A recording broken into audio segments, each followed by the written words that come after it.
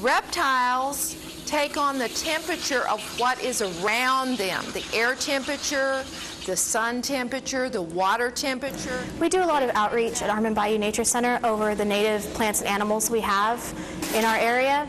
It's important for people to know what's out here, because just by looking in your backyard, you might not know that you have box turtles or snakes of all sorts or alligators just wandering around.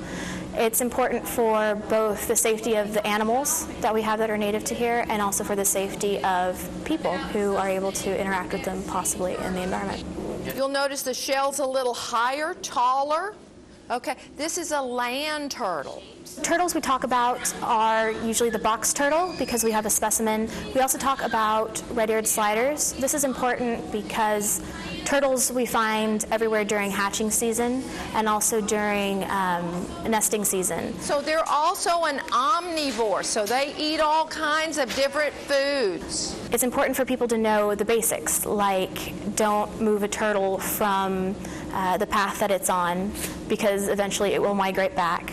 Don't keep turtles as pets because they will grow bigger than you can imagine. A red-eared slider that you'd normally get at a pet store is a quarter size, and he can grow to be about the size of a dinner plate.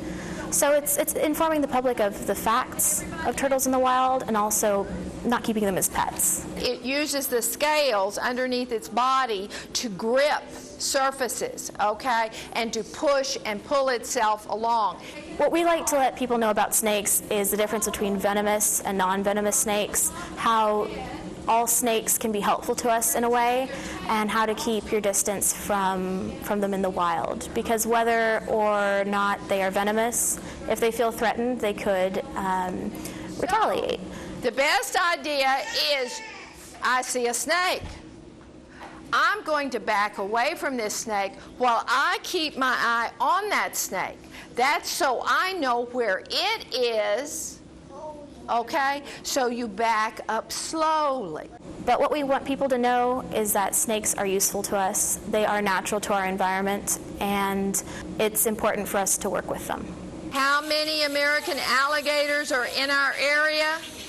More than 250,000 are found in East Texas. So the likelihood is that at some time in your life, if you remain in Texas, you will come across an alligator. They are the only crocodilian found in Texas. There are no crocodiles in Texas, only the American alligator. What we tell children about alligators is that they are big and they are powerful and they do move fast. They are also very natural for our bayous. They are natural for our area.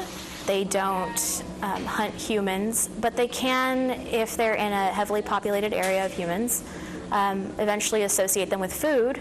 You have some Doritos in your pocket or Cheetos or chips or something, and you go, oh, I can feed you, I can feed you. Is that a good idea?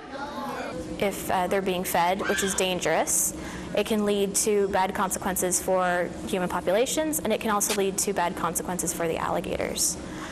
We want to make sure that people know how to admire them from a distance.